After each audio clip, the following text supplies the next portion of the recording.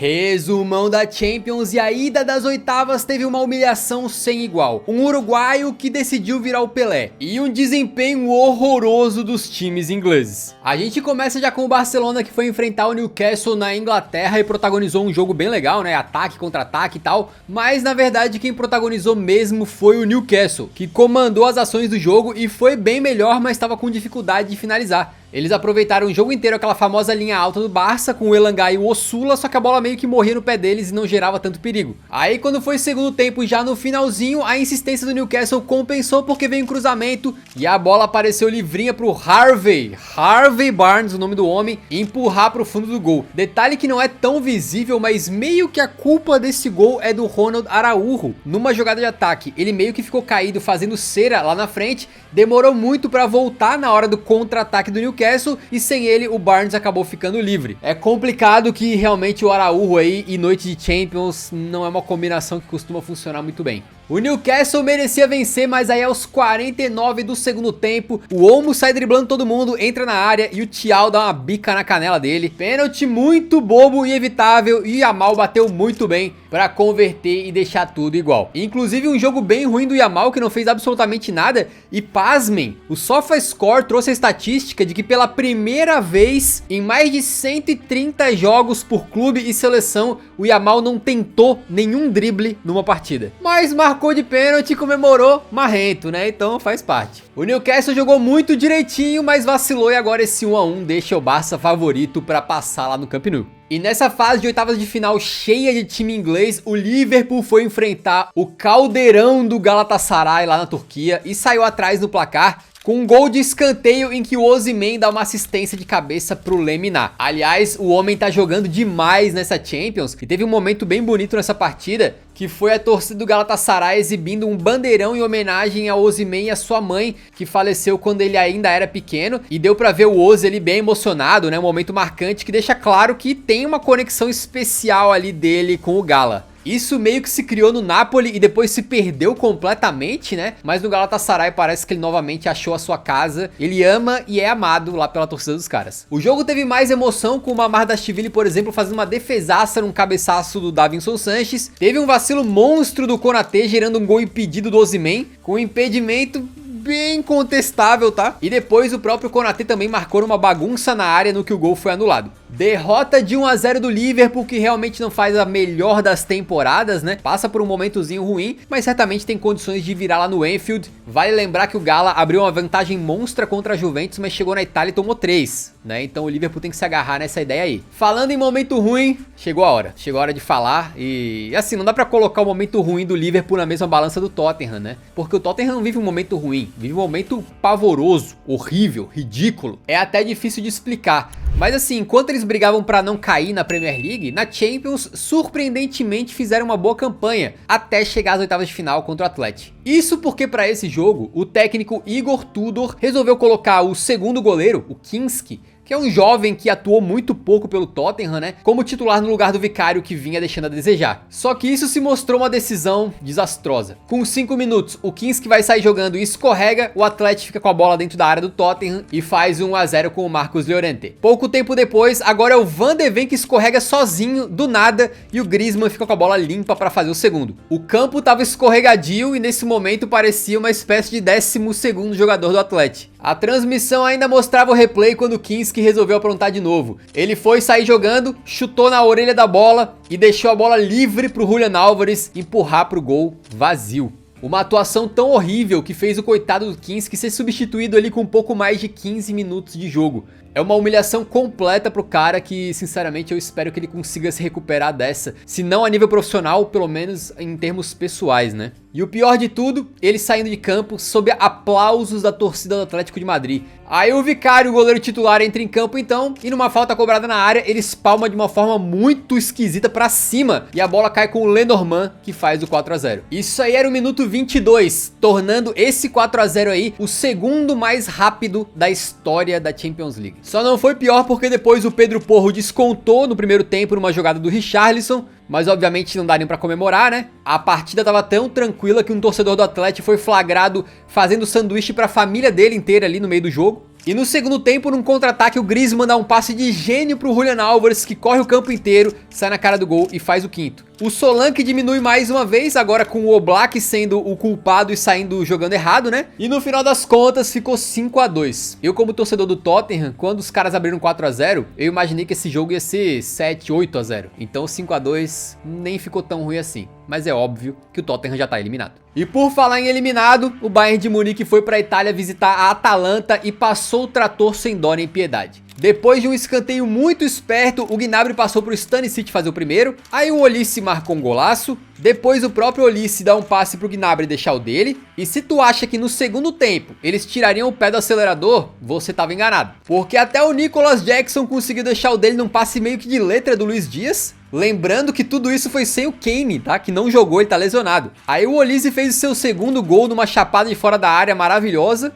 E o Musiala também deixa o seu empurrando pra dentro, 6 a 0. O Passalit da Atalanta ainda desconta nos acréscimos num lance bem bizarro em que o Kristovic divide a bola com o goleiro e vira uma cambalhota na área ali, né? Mas de nada adiantou. 6 a 1 pro Bayern de Munique, sinceramente, tudo indica que na Alemanha o Bayern vai ganhar mais uma vez. E a Atalanta, que fez bonito para conseguir a classificação contra o Borussia Dortmund, agora enfrentou um rival que foi demais para aguentar. Possivelmente o Bayern de Munique, nessa partida sem o seu melhor jogador, mostrou por que muitos indicam que eles são o melhor time do mundo no momento. Mas eu te pergunto, e quando o feitiço vira contra o feiticeiro? Porque o Arsenal foi enfrentar o Bayer Leverkusen lá na Alemanha, e o jogo tava meio chato, né, com o time do Arteta controlando daquela maneira, meio modorrento, até que saiu o gol de bola parada. Isso aí todo mundo já sabia que ia acontecer. O que ninguém sabia era que seria do Leverkusen o gol. Exatamente, o Grimaldo cobrou um escanteio com perfeição, uma batida na bola com uma curva maravilhosa no segundo pau, onde o Endres estava livrinho para mandar pro gol e abrir o placar pro time alemão, justamente utilizando nesse lance a maior arma do seu adversário. O próprio técnico do Leverkusen, o Hillman, foi correr lá no Nicolas Jover, que é o treinador de bolas paradas do Arsenal, tá? E vou falar com ele.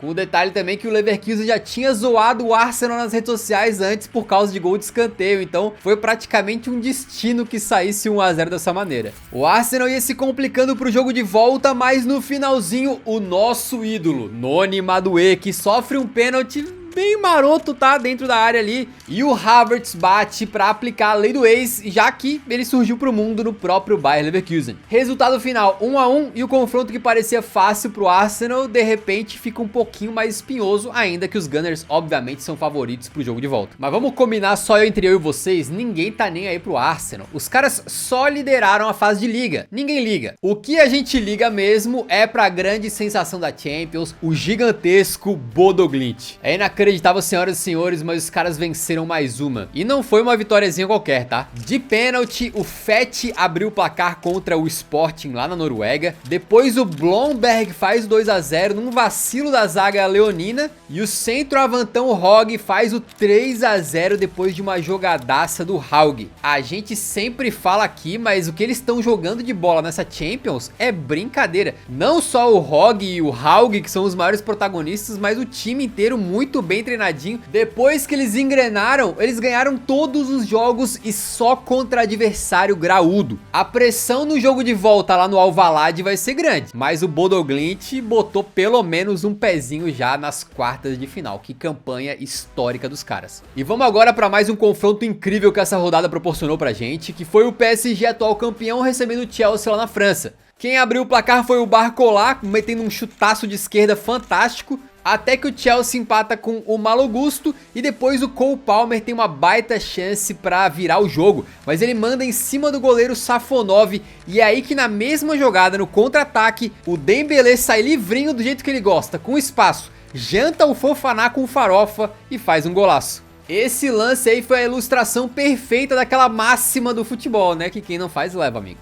O Enzo Fernandes, que já tinha dado assistência pro gol do Malo Gusto, deixou tudo igual pro Chelsea, só que aí o PSG passou a patrolar. O goleirão Jorgensen dos Blues saiu jogando errado e a bola sobrou pro Vitinha marcar de cobertura, um gol lindo demais. E aí fica a curiosidade que o Tottenham não foi o único time que sofreu com um goleiro reserva ganhando a titularidade, tá? O titular do Chelsea é o Robert Sanchez, mas o técnico do Chelsea, Rosenio, resolveu bancar o Sanchez, botar o Jorgensen e o homem falhou saindo jogando com os pés ali. Realmente não foi uma rodada bom para goleiros reservas, né? No finalzinho, o Kvara marcou um golaço com a sua marca registrada, puxando para dentro e mandando aquela chapada violenta no outro canto. E já nos acréscimos, ele faz de novo num contra-ataque brutal e bem coletivo do PSG, completando um 5-2 que já coloca esse forte time do Paris com um pé e meio, eu diria, aí nas quartas de final, né? Porque assim, o Chelsea já meteu 3-0 no Paris naquela final do Super Mundial de Clubes. Mas agora na Champions eu acho que o negócio vai ser diferente, tá? E falando em colocar um pé nas quartas de final, agora a gente chega naquele confronto que já se tornou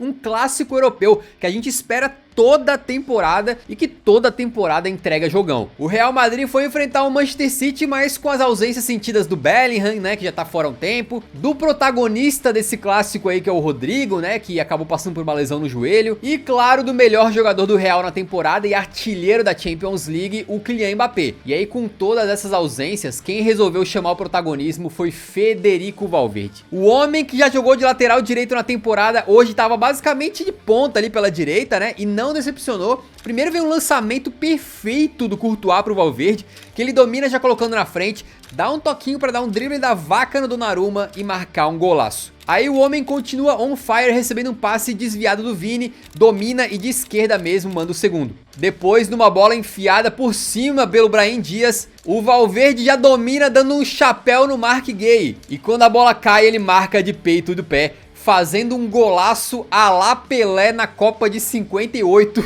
e completando seu hat-trick. Ele tinha só 3 gols na Champions em 75 partidas na competição. E aí só nessa partida contra o City ele meteu mais 3. Foi a noite do cara, tudo que ele fez deu certo praticamente. E com certeza é um dos hat-tricks mais fantásticos que eu já vi. No segundo tempo ainda teve um pênalti do Donnarumma em cima do Vini Júnior, mas o goleirão se redimiu e defendeu a cobrança do Vini. No final ainda tem uma defesa absurda do Courtois no puro reflexo depois de um vacilo do Pitarch que saiu jogando errado e o O'Reilly mandou pro gol. Mas não teve jeito, com o City muito pouco inspirado, o Real meteu 3-0, tá bem encaminhado já para as quartas de final. E vou te falar que não tem como não escolher o Valverde pra craque da rodada. O que ele fez aqui é inacreditável, pô. Mas antes de você ir embora, lembra que no começo eu falei que os ingleses estavam mal? Então, tem 6 ingleses entre os 16 times das oitavas, certo? Pois é, eles estavam com tudo, mas nessa rodada foram muito mal. Venceram 0 jogos, empataram 2 e perderam 4. Claro que tem jogo de volta, mas tem alguns desses times ingleses aí que já estão, né,